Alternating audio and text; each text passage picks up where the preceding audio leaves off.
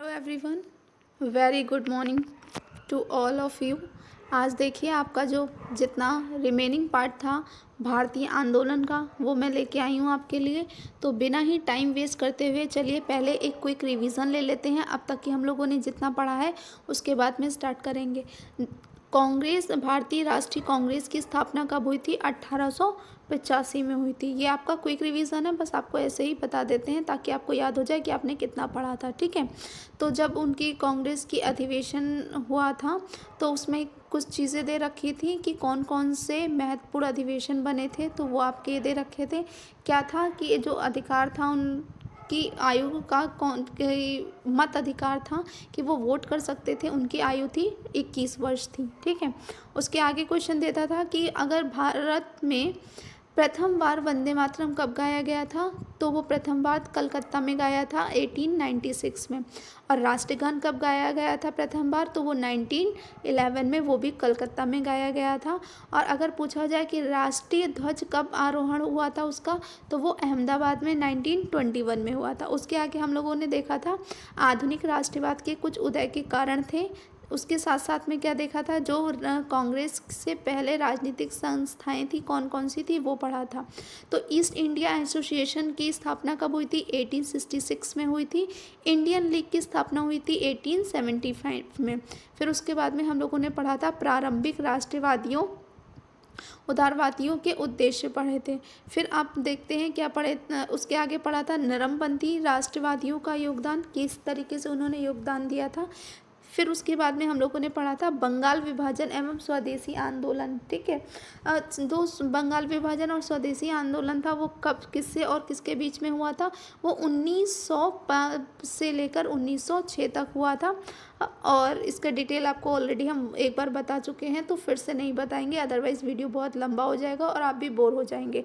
तो ये सिर्फ और सिर्फ आपका क्विक रिवीजन हम दे रहे हैं, ये क्विक रिवीजन है। उग्र और क्रांतिकारी आंदोलन कब हुआ था? वो 1905 से लेकर 1914 के बीच में हुआ था।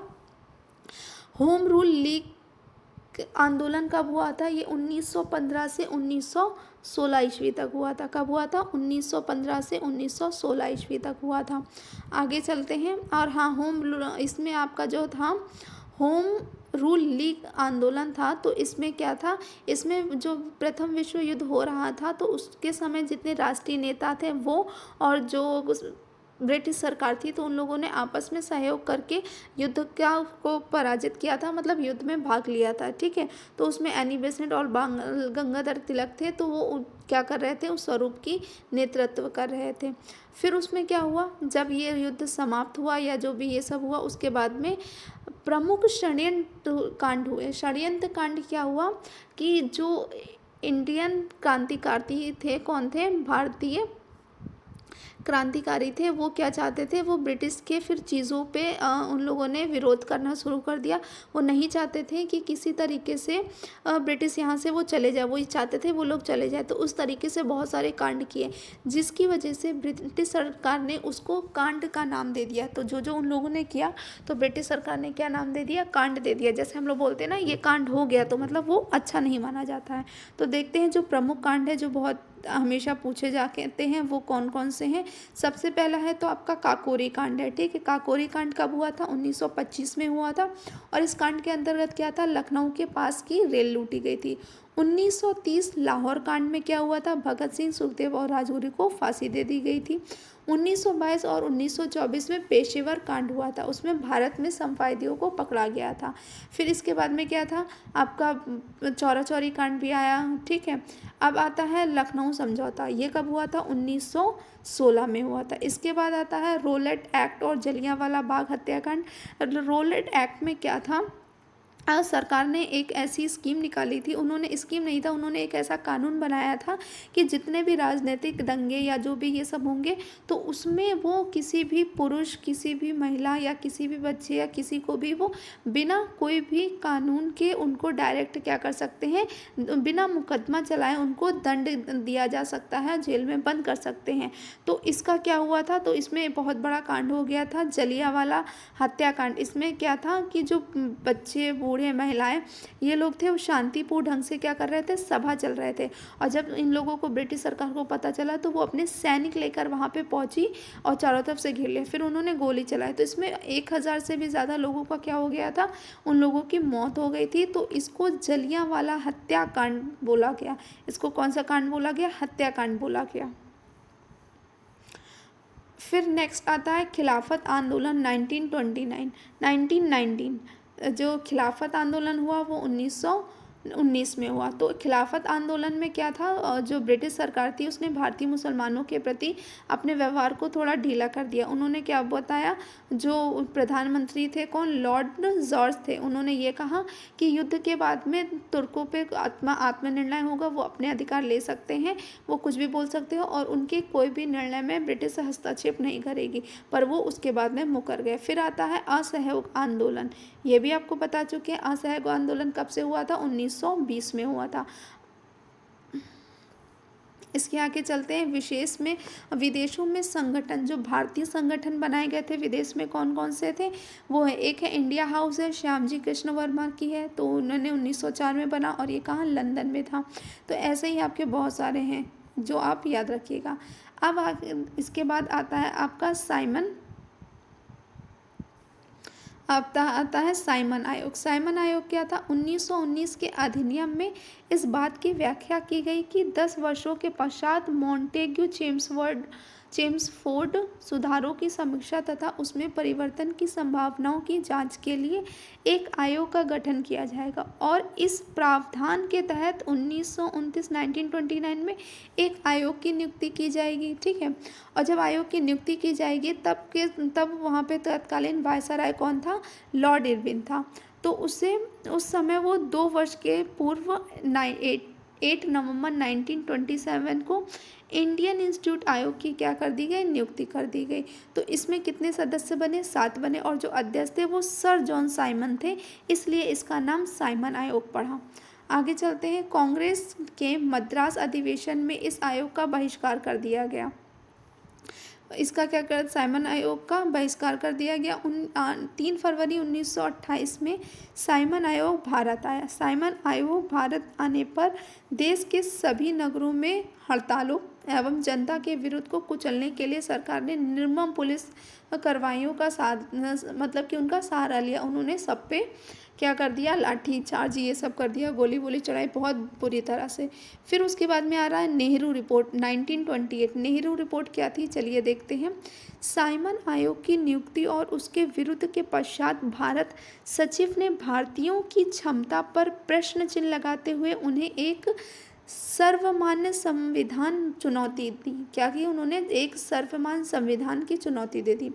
तब जो डॉक्टर मुख्तार अहमद अंसारी थे तो वो अध्यक्ष थे उसके सर्वदलीय सम्मेलन, और इसका आयोजन किया गया 19 मई 1926 को।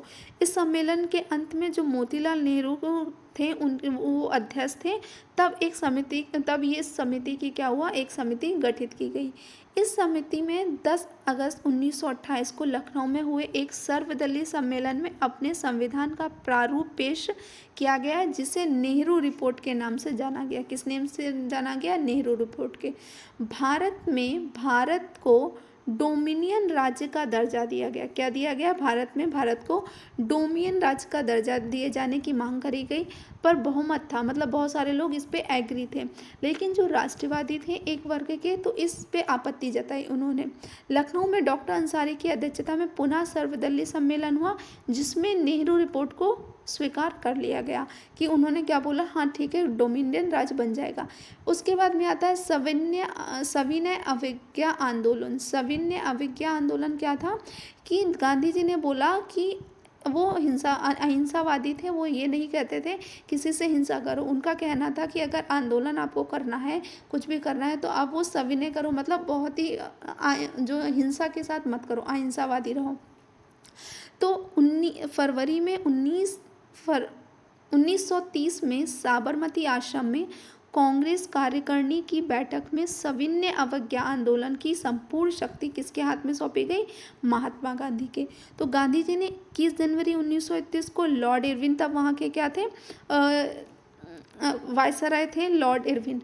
तो उन्होंने क्या किया, उन सभी लोगों को अंतिम चेतावनी दे दी, ठीक है, और 11 सूत्री मांग रखी, जिसे स्वीकार किए जाने पर सविनय आंदोलन की प्रारंभ करने की चेतावनी दी। उन्होंने कहा कि अगर 11 सूत्री मांग नहीं होगा तो वो सविनय अवज्ञा आंदोलन शुरू कर देंगे। तब लॉर्ड इरविन जो थे उन्होंने 11 मांगों को अस्वीकार कर दिया। उन्होंने क्या किया, उनको स्वीकार ही नहीं किया। अब फिर गांधी जी ने क्या कर दिया, अपनी आंदोलन शुरू किया। गांधी जी ने 12 मार्च 1930 को अपने चुने हुए 78 स्वयंसेवकों के साथ में क्या किया, दांडी यात्रा शुरू की।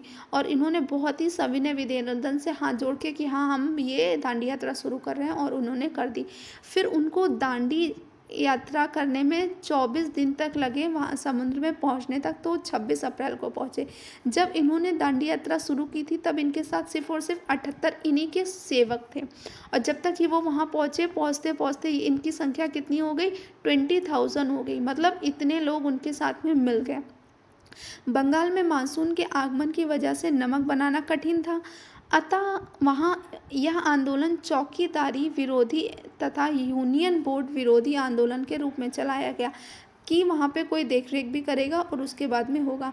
महाराष्ट्र, कर्नाटक, मध्य प्रांत में जंगल कानूनों तथा कथा कसम में कंगनिंग सर्कुलर, जिसके अंतर्गत छात्र तथा उनके परिजनों को चारित्रिक प्रमाण पत्र प्रस्तुत करने होते थे, का विरोध प्रारंभ हो गया, ठीक है। जहाँ पे जब क्या हुआ था, गांधी जी ने दांडी यात्रा शुरू की थी, उसी समय महाराष्ट्र, कर्नाटक और मध्य प्रांतों में जितने भी वहाँ के छात्र थे, उनके परिजन थे, उन लोगों को अपना चारित्रिक प्रमाण देना पड़ता था। तो अब इस चीज़ का भी वो लोग विरोध करने लगे थे, भारतीय लोग। निर्ममता पूर्व दमन के बाद भी यह आंदोलन की तीव्र गति को देखकर लॉर्ड इरविन ने महात्मा गांधी से समझौते का प्रयास किया। क्यों? क्योंकि जब लॉर्ड इरविन ने देखा कि वहाँ पे इतने सारे लोगों की, ये इतने सारे लोग इकट्ठा हो गए, कितने, पूरे 20,000 से भी ज़्यादा लोग वहाँ पे इकट्ठा हो गए थे, तो उन्होंने सोचा कि चलो अब क्या करते हैं, महात्मा गांधी के साथ समझौता करते हैं। सरकार द्वारा यह आश्वासन दिए जाने कि हानि उठाने वालों को, अब जितनों को हानि उठाया गया उनको हर्जाना मिलेगा। और 5 मार्च 1931 को गांधी इरविन समझौते के बाद आंदोलन को वापस ले लिया गया। अब उसके बाद में क्या हुआ, तो जो प्रधानमंत्री था, कौन था प्रधानमंत्री इंग्लैंड का, रैमसे मैकडोनाल्ड, उसने क्या किया, एक गोलमेज सम्मेलन किया। कैसा किया, एक गोलमेज सम्मेलन किया। तो उसमें वहाँ पे उसने गांधी जी को भी इनवाइट किया, बट गांधी जी को इनवाइट किया। तो ये सम्मेलन हुआ कब, ये सम्मेलन हुआ, प्रथम सम्मेलन बोला जाता है इसको, प्रथम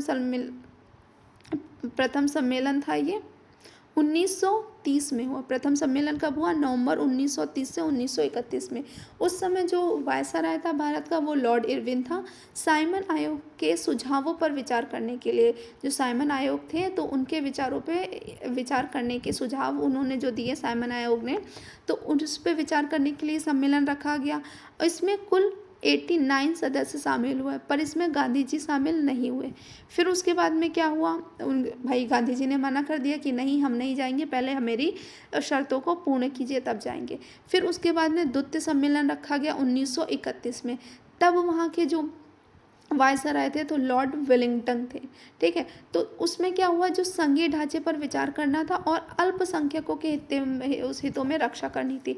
मतलब जो जितने भी माइनॉरिटी वाले थे, जैसे मुस्लिम हो गए, सिख हो गए, जैन हो गए और ईसाई हो गए, तो ये सब माइनॉरिटी थे, तो इनके हितों के बारे में वहाँ पे चर्चा होनी थी, इसलिए ये सम्मेलन रखा गया था। तो ये सम्मेलन होने से पहले गांधी जी और लॉर्ड वेलिंगटन के बीच में क्या हुआ, समझौता हुआ। तो उस समझौते में क्या था, तो उन्होंने ये कहा कि जितने भी उनके कैदी हैं, उन गांधी जी ने बोला लॉर्ड इरविन से कि उनके जितने भी कैदी हैं उन सबको क्या कर दिया जाए, छोड़ दिया जाए। तो इन्होंने कहा ठीक है, जितने भी राजकीय कैदी हैं, कौन से हैं, जितने भी राजकीय कैदी हैं उनको छोड़ दिया जाएगा। तो और फिर ये वो जो सम्मेलन था, उस सम्मेलन में गांधी जी शामिल हो गए, ठीक है। 107 सदस्य शामिल हुए उसमें। कांग्रेस ने भी भाग लिया, पर पहले वाले में नहीं लिया था। पर जब वो वहाँ पे गए तब वहाँ के प्रधानमंत्रियों ने क्या बोला, जो रैमसे था, तो उसने कहा कि जो जितने भी माइनॉरिटी लोग हैं तो उनको अलग अलग प्लेस दे दिया जाएगा। उन्होंने क्या कहा, उन्होंने ये कहा कि जितने भी वहाँ के लोग हैं उनको क्या कर दिया जाएगा, अलग अलग प्लेस दे दिया जाएगा, कि भारत में ही एक अलग अलग प्लेस बना दिया जाए। ये आपका जैसे हो गया मुसलमानों के लिए प्लेस हो गया, पूरे भारत में ही उन्होंने कहा कि ये दे दिया जाएगा, प्लेस दे दिया जाएगा, और ये सिख के लिए हो जाएगा, ये ऐसे। तो फिर इसमें क्या हुआ, तो गांधी जी ने कहा नहीं, इस अगर आप दे दोगे तो कल को ये अपना एक अलग देश बना लेंगे, इससे क्या होगा, भारत क्या हो जाएगा, अलग अलग भाग में टूट जाएगा। तो ये असहमति दिया उन्होंने गांधी जी ने, और वो वहाँ से चले गए। इसके बाद में क्या था, तृतीय जो तीसरी समझौता था, तो नवंबर 30 सितंबर 1932 को हुआ, और लॉर्ड वेलिंगटन ही क्या था, वायसराय था। पर भारत में शासन सुधार का विचार करने हेतु ये समझौता हुआ था। इसमें सिर्फ 46 सदस्य शामिल हुए और कांग्रेस का कोई भी नेता नहीं गया। गांधी जी इसमें नहीं गए। क्यों नहीं गए, क्योंकि जो इरविन के साथ समझौता हुआ था, उस समझौते में कहा गया था कि जितने राजकीय कैदी होंगे उनको छोड़ दिया जाएगा, पर भगत सिंह को नहीं छोड़ा गया। इसमें क्यों, क्योंकि भगत सिंह ने क्या किया था, बॉम्ब फेंका था। ठीक है, तो जब बॉम्ब फेंका था तो इसके लिए उनको छोड़ा नहीं गया, तो इस वजह से गांधी जी वहाँ पे नहीं गए। अब गांधी और इरविन समझौते में क्या था, ये देखते हैं। 5 मार्च 1931 को गांधी और इरविन के मध्य एक समझौता हुआ, जिसे गांधी इरविन समझौते के नाम से जाना जाता।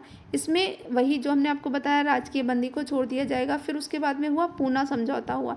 चलिए देखते हैं पूना समझौता। सितंबर 1932 में गांधी जी और अम्बेडकर के बीच में हुआ था। आई थिंक ये भी हम आपको बता चुके हैं प्रीवियस वाले वीडियो में। चलिए आगे का देखते हैं क्या है। 1937 का चुनाव और प्रांतों के में कांग्रेसी मंत्रिमंडल।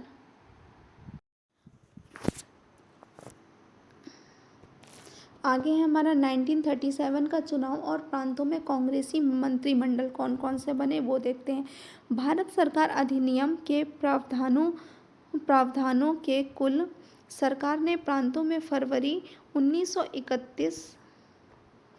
1931 में चुनाव कराने की घोषणा की। ठीक है, जो भारतीय सरकार अधिनियम था 1935, उसके अंतर्गत में उन्होंने क्या किया कि चलो अब सरकार ने प्रांतों में क्या किया, अब चुनाव करवाए। पर 1937 में संपन्न हुए चुनावों में की यह बात निश्चित रूप से यह सिद्ध हो गई, या कहा गया कि उसमें कांग्रेसी को एक बहुत बड़ा भाग मिला। कांग्रेस बहुत बड़ा मतलब हाथ था, उसका बहुत बड़ा भाग था, बहुत सारे समर्थक थे कांग्रेस के। 1937 के चुनावों में कांग्रेस ने अधिकांश प्रांतों में भारी जीत हासिल की थी। 11 में से उसको 7 प्रांतों में क्या मिला था, अच्छा प्रदर्शन किया था। 19 जुलाई 1937 में 11 से 7 प्रांतों में कांग्रेसी मंत्रिमंडल का गठन हो गया। फिर उसके बाद में जब उन्होंने जीता, बाद में कांग्रेस ने 2 प्रांतों में साझेदारी भी की, मतलब 11 में से 7 वो जीत गए, और उसमें से और 11 में से 2 में क्या किया, साझेदारी की। तो टोटल मिला के कितने हो गए, 9। केवल बंगाल और पंजाब में गैर कांग्रेसी मंत्रिमंडल बने। क्यों, क्योंकि पंजाब और जो बंगाल और पंजाब थे वो कांग्रेस के साथ में नहीं है। 3 सितंबर 1939 को वायसराय लिथगो ने प्रांतीय मंत्रिमंडल या राष्ट्रीय भारतीय कांग्रेस के नेताओं की सलाह किए बिना उन्होंने एक तरफा ही जर्मनी और ब्रिटेन के साथ युद्ध में भारत को झोंक दिया। मतलब उन्होंने किसी से भी इस बात की चर्चा नहीं की, और किसी से भी इस बात की क्या नहीं की, चर्चा नहीं की, और उन्होंने क्या किया, भारत को ब्रिटेन और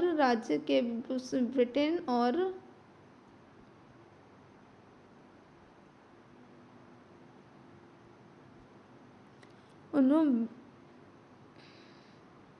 जर्मनी और ब्रिटेन के साथ हो रहे युद्ध में भारत को उसमें शामिल कर दिया।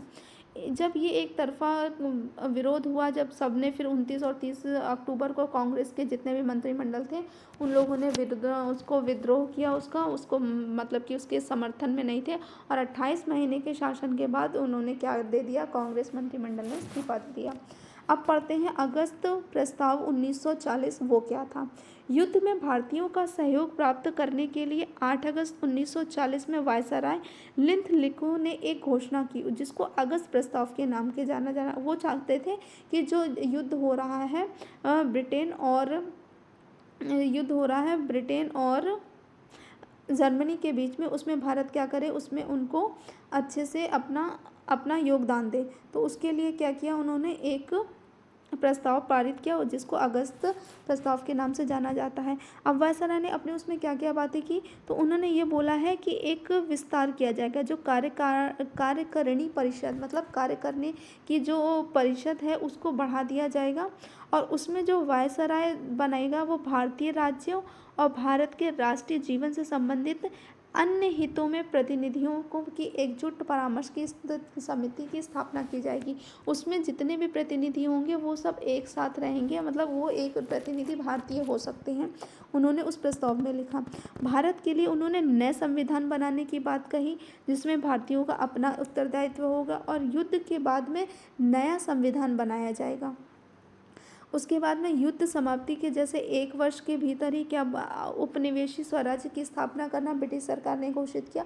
उन्होंने बोला कि आप औपनिवेशिक स्वराज्य की स्थापना कर सकेंगे, और जो अल्पसंख्यक हैं उन्हें अपने आप को पूर्ण रूप से उनको महत्व दिया जाएगा। यद्यपि यह घोषणा एक महत्वपूर्ण प्रगति थी। फिर इससे क्या हुआ, जब ये, क्योंकि ब्रिटिश सरकार का ये पूरा शासन था उस समय, तो ये घोषणा पत्र उन लोगों के लिए थोड़ा सहनीय था, और थोड़ा वो इसके उसके सहमति में आ गए थे। फिर आता है क्रिप्स मिशन 1942 क्या था। क्रिप्स मिशन में 1941 में सुदूर वर्ष में जापान द्वारा ब्रिटेन की पराजय तथा जापान द्वारा क्या हुआ, ब्रिटेन की पराजय हो गई 1942 में, और जापान की भारतीय सीमा पर दस्तक, इन दो घटनाओं से ब्रिटिश युद्धकालीन मंत्रिमंडल में रुख में नरमी आ गई। मतलब जो ब्रिटिश मंत्रिमंडल थे अब वो लोग थोड़े नरमी आ गई, उन लोगों में थोड़े वो सहम गए। भारत में संवैधानिक प्रतिरोध को समाप्त करने के उद्देश्य से ब्रिटिश हाउस ऑफ कॉमर्स के नेता तथा युद्धकालीन मंत्रिमंडल के एक सदस्य स्टेफर्ड क्रिप्स ने की एक घोषणा के मशवरे के साथ उन्हें भारत भेजा गया। ठीक है, इसीलिए इसको क्रिप्स मिशन कहा गया। मार्च 1948 में यह मशवरा कार्यकारी परिषद तथा भारतीय राजनेताओं के सम्मुख रखा गया। 1941 लगभग सभी पार्टियों तथा वर्गों के असंतोष को देखकर यह घोषणा केवल सभी भारतीयों की युद्ध में सहायता प्राप्त करने का एकमात्र था। वो लोग चाहते थे कि जितने भारतीय हैं वो युद्ध में साथ दें, और उनके लिए यही समझौता इसीलिए बनाया गया था। फिर क्या आया, इसके बाद में चला आंदोलन भारत छोड़ो आंदोलन, मतलब अंग्रेजों भारत छोड़ो ये आंदोलन चला। 14 जुलाई 1942 को कांग्रेस कार्यकारिणी ने वर्धा में एक प्रस्ताव बनाया। ठीक है, उन्होंने पारित किया, जिसमें वो क्या कह रहे थे, अंग्रेजों भारत से चले जाओ, जाने के लिए कहा गया। ठीक है, उसके बाद क्या हुआ, जिसमें ये अपील की स्वीकृति नहीं मिली, और तो फिर कांग्रेस ने एक सविनय अवज्ञा आंदोलन फिर से चलाने के लिए बाध्य हो जाएगी। उन्होंने कहा कि अगर ये भारत से चले जाओ या अंग्रेजों भारत छोड़ो ये अपील अगर नहीं स्वीकार करी गई, तो हम फिर से एक सविनय अवज्ञा आंदोलन करेंगे। पूरे देश में जो कारखाने, स्कूल और कॉलेजों में हड़तालें और कामबंदी हुई, जिन पर लाठियों और गोलियां चलाई गई। तो इसमें क्या हुआ, तो जब गांधी जी थे उन्होंने इस तरीके से शुरू कर दिया सविनय अवज्ञा आंदोलन। तो पहले क्या था कि आप भारत में कोई भी स्कूल नहीं खोल सकते थे, कोई कारखाना नहीं खोल सकते थे, तो इस तरीके से था। बार बार गोलीबारी और दमन से क्रुद्ध होकर जनता ने अनेक जगहों पर हिंसक कार्यवाहियों की। जनता ने पुलिस थानों, डाक खानों, रेलवे स्टेशनों आदि ब्रिटिश शासनों के तमाम प्रतीकों पर हमले किए। जब भी कोई भी काम करते हैं या कोई भी आंदोलन करते हैं, तो पुलिस के द्वारा प्रताड़ित होने के वजह से, तो जब जनता वहाँ परेशान हो गई तो उसने क्या किया, आसपास के जितने भी पुलिस स्टेशन थे उन लोगों को उसने क्या किया, जलाना शुरू कर दिया। उत्तरी और पश्चिमी बिहार तथा पूर्वी संयुक्त प्रांत बंगाल में मिदनापुर, महाराष्ट्र, कर्नाटक, उड़ीसा के कुछ हिस्से आंदोलन के प्रमुख केंद्र थे। मीन्स यहाँ पे सबसे ज़्यादा ही क्या होता था, आंदोलन किया जाता था। तो सबसे महत्वपूर्ण कौन कौन से थे, संयुक्त प्रांत था, बंगाल का मिदनापुर था, महाराष्ट्र, कर्नाटक और उड़ीसा, जिसमें बलिया, तामलुक, सतारा आदि स्थानों पर समांतर सरकारों की स्थापना की गई, जो दीर्घजीवी सिद्ध नहीं हुई, मतलब वो ज़्यादा समय तक नहीं चली। फिर इसके बाद में आता है सुभाष चंद्र बोस और आज़ाद हिंद फौज। राम बिहारी बोस ने जापान में इंडियन इंडिपेंडेंस लीग की स्थापना की थी और 11 सितंबर 1941 को उन्होंने इंडियन नेशनल आर्मी की भी स्थापना कर दी थी। इंडियन नेशनल आर्मी की स्थापना में क्या हुआ था, 18 फरवरी 1942 को मोहन सिंह इस सेना के जनरल बनाए गए। तो अगर पूछा जाएगा आपसे कि इस सेना के जनरल कौन बनाए गए, तो मोहन सिंह थे, जिन्हें इंडियन नेशनल आर्मी के क्या बनाया गया, जनरल बनाया गया। और जब सुभाष चंद्र बोस अप्रैल 1943 में पहुँचे, तो जुलाई में 1943 में जो राज बिहारी बोस थे, इंडियन इंडिपेंडेंस लीग के और आज़ाद हिंद फौज के अध्यक्ष थे, उन्होंने इस्तीफ़ा दे दिया। तो अगर पूछा जाए इंडियन इंडिपेंडेंस लीग और आज़ाद हिंद फौज के अध्यक्ष जिन्होंने इस्तीफ़ा दिया था वो कौन थे, राज बिहारी बोस थे। और जब उन्होंने इस्तीफ़ा दे दिया उसके बाद सारा दायित्व सुभाष चंद्र बोस के कंधों पे आ गया। उन्होंने ही नेतृत्व किया इंडियन इंडिपेंडेंस लीग का और आज़ाद हिंद फौज का। सुभाष चंद्र बोस सिंगापुर लौट गए और उन्होंने वहाँ 21 अक्टूबर 1943 को स्वतंत्र भारत की अस्थायी सरकार की स्थापना की तथा रंगून और सिंगापुर से मुख्यालय बनाया। 1945 में जापान की युद्ध में पराजय के ने भारत को आज़ाद कराने की आशाओं पर पानी फेर दिया। फौज के अधिकांश सैनिक बंदी बना लिए गए। जब इन सैनिकों को मुकदमा चलाने के लिए ले गए तो उन्हें जनता का भारी समर्थन मिला। जवाहरलाल नेहरू, तेज बहादुर सप्रू और भूला भाई देसाई ने सैनिकों की पैरवी की और जन दबाव में सरकार को झुकना पड़ा। सुभाष चंद्र बोस ने दिल्ली चलो विख्यात नारा दिया। सुभाष चंद्र बोस ने कौन सा नारा दिया, दिल्ली चलो।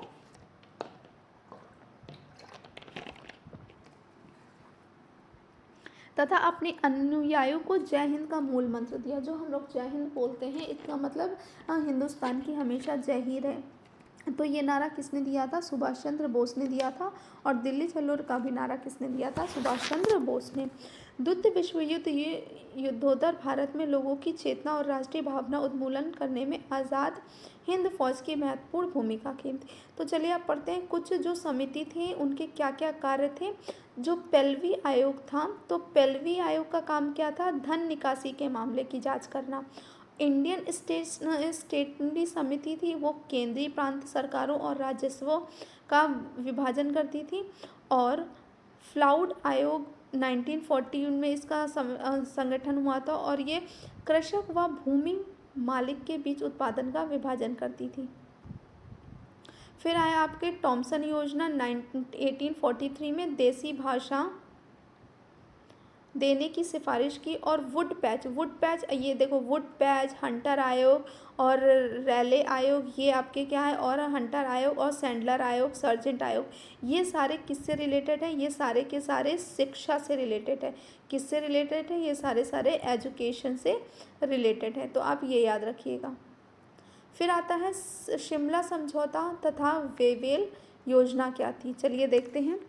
अगर आपने ये चैनल को सब्सक्राइब नहीं किया है तो प्लीज़ इसको आप जल्दी से सब्सक्राइब कर लीजिए ताकि आगे अच्छे वीडियोस आते रहें और आप इनको पढ़ लें और आपके एग्ज़ाम में आपसे जो क्वेश्चंस पूछे जाए आप उनको ईजिली कर सकते हैं। तो आप इस वीडियो को ध्यान से देखिएगा और पूरा देखिएगा अगर आपने स्टार्ट किया है, क्योंकि अगर बीच से जाएंगे तो आपको कुछ चीज़ें समझ में ही नहीं आएंगी। तो बस थोड़ा सा ही पार्ट है इसका, और जो आप इसको ध्यान से देखिए और लाइक करना मत भूलिए। अक्टूबर 1940 में लॉर्ड लिथगो ने स्थान पर वर्ल्ड वेले भारत के वायसराय तथा गवर्नर बने हैं, ठीक है। तो अक्टूबर 1940 में लॉर्ड लिथगो थे, तो वो क्या बने थे, लॉर्ड लेवल। उसके बाद में लॉर्ड लेवल भारत के वायसराय और गवर्नर बनकर आए। इन्होंने भारतीय संवैधानिक गतिरोध को समाप्त करने के उद्देश्य से एक विस्तृत योजना बनाई जो उनके नाम वेलेल योजना के नाम से हुई। तो अगर पूछा जाए शिमला समझौता और वेलेल योजना क्या थी, तो वेलेल योजना में जो लॉर्ड वेलेल थे उन्होंने भारतीय संवैधानिक गतिरोध को समाप्त करने के लिए एक योजना बनाई, उसी योजना को वेवेल योजना कहते हैं। ब्रिटिश शासन राजनीतिक गतिरोध को समाप्त करके भारत को स्वशासन के लक्ष्य की ओर अग्रसर करना चाहते थे। जो लॉर्ड लेवल थे उनका क्या था कि अब ब्रिटिश शासक नहीं करेगा भारतीयों पे, भारतीय अपना खुद स्वशासन चलाएंगे और वो खुद ही अपना शासन करेंगे। वायसराय कार्यकारिणी परिषद का गठन किया गया इस तरह से, और वायसराय का प्रधान नेता सेनापति को छोड़कर शेष भारतीय, उन्होंने कहा कि जो प्रधान होगा सेनापति, उसको छोड़कर बाकी जितने भी सदस्य बनेंगे वो क्या कौन बनेंगे, वो भारतीय ही रहेंगे। कार्य परिषद में जितने हिंदू होंगे उतने ही मुसलमान होंगे, और विदेश विभाग भारतीय सदस्यों के हाथ में ही, विदेशी विभाग जितना रहेगा वो सिर्फ वो भारतीय सदस्य ही उसको संभालेंगे। और उन्होंने क्या किया, एक उच्च आयुक्त की नियुक्ति की जो भारतीय वाणिज्य और दूसरे हितों को देखभाल करेगा। इन कार्यकारिणी परिषद में 1935 के अधिनियम ही कार्यकर होगा जब तक कि उनका नया संविधान भारतीयों का नहीं बन जाता है। आगे देखते हैं कैबिनेट मिशन 1946 क्या था। वेवेल योजना और शिमला समझौता दोनों के विफल हो जाने के पश्चात भारत में राजनीतिक गतिरोध को दूर करने के लिए कैबिनेट मिशन को भारत भेजा गया। इस शिष्टमंडल में 3 सदस्य थे, एक पैथिक लॉरेंस था, सर स्टेफोर्ड क्रिप्स थे और एवी अलेक्जेंडर थे। यह शिष्टमंडल 24 मार्च 1946 को दिल्ली पहुंचा था। पूछ सकते हैं कि जो शिष्टमंडल जो कैबिनेट मिशन था उसमें कितने सदस्य थे, तो 3 सदस्य थे। और कौन से थे, एक पैथिक लॉरेंस था, सर स्टीफन क्रिप्स थे और एवी अलेक्जेंडर थे। और ये दिल्ली का पहुंचा था 24 मार्च 1946 को दिल्ली पहुंचा था। भारत के विभिन्न राजनीतिक दलों से लंबी बातचीत के बाद एक त्रिपक्षीय सम्मेलन सरकार, कांग्रेस और तथा मुस्लिम लीग के बीच शिमला में आयोजित किया गया। कैबिनेट मिशन ने इस बात को स्पष्ट किया कि उसका उद्देश्य संविधान का निर्धारण करना नहीं है। कैबिनेट ने यह बताया कि वो संविधान का निर्माण नहीं करेगा बल्कि तंत्र को सक्रिय बनाना है और भारतीय अपने संविधान का निर्माण स्वयं करेंगे। कैबिनेट मिशन योजना महत्व इस बात में नहीं था कि भारतीय एकता को सुरक्षित रखा जाए तथा पाकिस्तान की मांग को स्पष्ट रूप से अमान्य कर दिया गया था कि पाकिस्तान, तो तब क्या हो रहा था कि पाकिस्तान को एक नया मुल्क बनने की इजाज़त दी जाए। अंतरिम सरकार का गठन क्या था 1946 में, चलिए ये जानते हैं। जवाहरलाल नेहरू के नेतृत्व में 11 सहयोगियों के साथ 2 सितंबर 1946 को अंतरिम सरकार का गठन किया गया। इसमें मुस्लिम लीग के सदस्य शामिल नहीं हुए। जो मुस्लिम लीग के सदस्य थे वो इस संगठन में शामिल नहीं हुए। मुस्लिम लीग ने कांग्रेस लीग की समानता पर बल दिया। ऐसा न करने पर उसे कैबिनेट मिशन योजना को ठुकरा दिया। फिर आरंभ में मुस्लिम लीग सरकार में शामिल नहीं हुई थी। बाद में जब वायसराय ने क्या किया, कोशिश की, तो उसके प्रयत्न से 26 अक्टूबर 1946 को और सरकार में शामिल हो गए। और इसमें सरकार के कितने 5 सदस्य थे, लियाकत अली, गजनफर अली, चंद्रीगर, अब्दुल खनस्तर तथा योगेंद्र नाथ मंडल थे। अब इटली की घोषणा क्या थी, इटली की घोषणा के बारे में चलिए चर्चा करते हैं। कांग्रेस लीग टकराव संविधान की सभा की बैठक में लीग के भाग न लेने तथा उसके द्वारा चलाए जा रहे प्रत्यक्ष कार्रवाई दिवस के परिणाम स्वरूप भारत में दंगे विकराल रूप धारण करते जा रहे थे। क्या हुआ कि जब कांग्रेस लीग का टकराव संविधान सभा में नहीं बैठे या लीग नहीं आए तो भारत में क्या हो रहे थे, बहुत विकराल रूप से बहुत सारे दंगे पे दंगे किए जा रहे थे। राजनीतिक गतिरोध को दूर करने के लिए ब्रिटेन तत्कालीन प्रधानमंत्री एटली में 20 फरवरी 1946 को उसने घोषणा की। उसने क्या किया कि सरकार जून 1946 के पूर्व सत्ता भारतीयों को सौंप देगी। मतलब वो सरकार क्या करेगी, जो ब्रिटिश सरकार थी वो जून में 1947 को जितनी भी सत्ता है, शासन है, वो किसको सौंप दिए थे, भारतीयों को सौंप देगा। क्यों? क्योंकि वहाँ पे जो दंगे थे वो विकराल रूप से बहुत भड़क उठे थे भारत में। ब्रिटिश संसद में यद्यपि इस घोषणा की काफ़ी आलोचना हुई परंतु अंततः स्वीकृत हो गए। इस घोषणा के साथ सत्ता सफलतापूर्वक हस्तांतरण करने के लिए लॉर्ड माउंटबेटन को भारत भेजा गया। तो ये जब ब्रिटिश सरकार अपना सारा सत्ता भारतीयों को सौंप रही थी तो इसके लिए लॉर्ड माउंटबेटन भारत आया।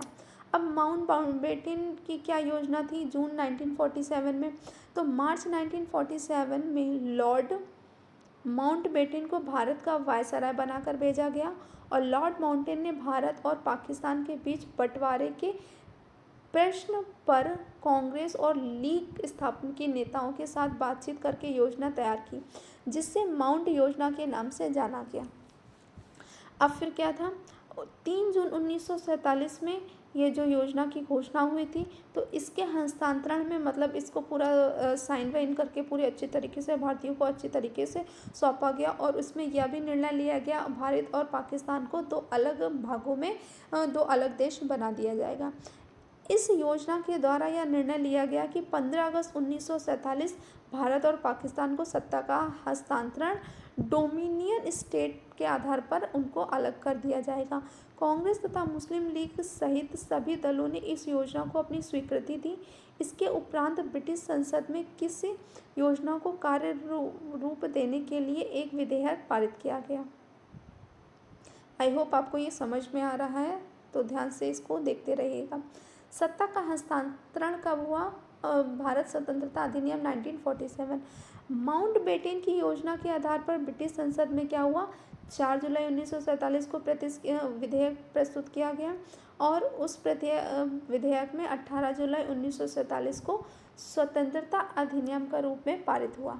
उसमें कौन कौन सी बात थी? 15 अगस्त 1947 को 2 स्वतंत्र अधिराज्यों भारत और पाकिस्तान की स्थापना की जाएगी, मतलब जो पाकिस्तान अलग हो जाएगा और भारत अलग। नए संविधान बनने और लागू होने तक, जब तक कि नया संविधान और नया संविधान नहीं बन जाता है, तब तक कि विधानसभाओं का जितना भी कार्य होगा 1935 एक्ट के अनुसार ही उसी के भांति कार्य होता रहेगा।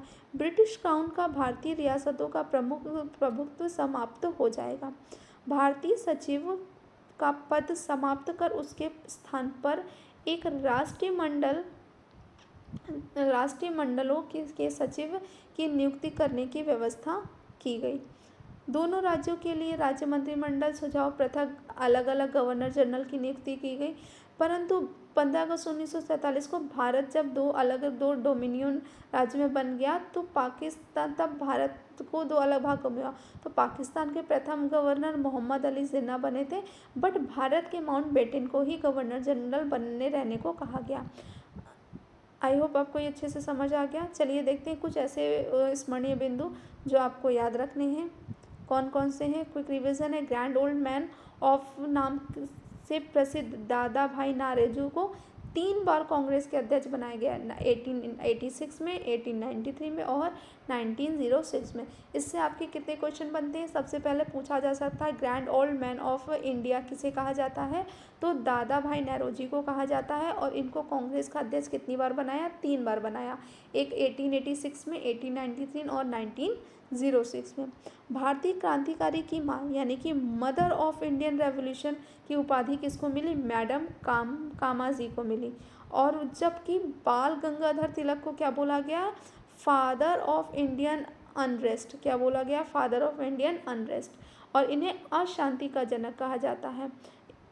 ये बात है वैलेंटाइन शिरोल ने की थी। ये बात किसने कही थी? वैलेंटाइन शिरोल ने। 1932 को सांप्रदायिक पंचायत कम्युनल अवार्ड की घोषणा प्रधानमंत्री रैमसे मैकडोनाल्ड ने की थी। व्यक्तिगत सत्याग्रह आंदोलन के दौरान सबसे पहले गिरफ्तार होने वाले सत्याग्रही कौन थे? विनोबा भावे को सबसे पहले गिरफ्तार किया गया था।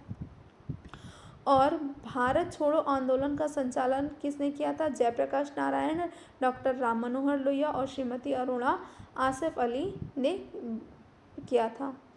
4 मार्च 1931 में गांधी इरविन समझौते में महत्वपूर्ण भूमिका तेज बहादुर स्प्रू और डॉक्टर जयंकर ने भोपाल के नवाब ने अदा की थी। कुछ यहाँ पे पुस्तकें दे रखी हैं और उनके राइटर के नेम दे रखे हैं। द इंडियन स्ट्रगल किसने लिखी है? सुभाष चंद्र बोस ने लिखी। दुर्गेश नंदिनी और आनंद मठ ये दोनों किसने लिखी है? ये बंकिम चंद्र चटर्जी ने लिखी है दोनों।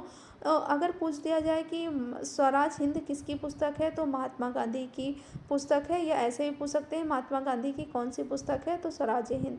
अगर रविन्द्रनाथ टैगोर की पुस्तक पूछी जाए कौन सी है, गोरा, या ये पूछ सकते हैं गोरा पुस्तक किसने लिखी, तो रविन्द्रनाथ टैगोर ने लिखी। Rise of the Maratha power MG. Ranade ने लिखी है। और गीता रहस्य किसने लिखी है? बाल गंगाधर तिलक ने लिखी है आपकी गीता रहस्य। इंडियन मुस्लिम लीग ये डब्ल्यू हेंटर ने लिखी। किसने लिखी है? डब्ल्यू हेंटर ने लिखी है। और इंडिया टुडे आरपी दत्त ने लिखी है। किसने लिखी है? इंडिया टुडे लिखी है, आरपी दत्त लिखी है। अगर आपने चैनल को नहीं सब्सक्राइब किया तो प्लीज़ जाने से पहले आप हमारे चैनल्स को सब्सक्राइब करके जाइए और लाइक करना ना भूलिए। आपके कमेंट्स हमारे लिए बहुत ही इम्पोर्टेंट है। तो आपको अगर कुछ भी डाउट होता है या कोई भी क्वेरीज़ हैं तो आप उस पर कमेंट करके हमें ज़रूर बता सकते हैं। Thank you for watching.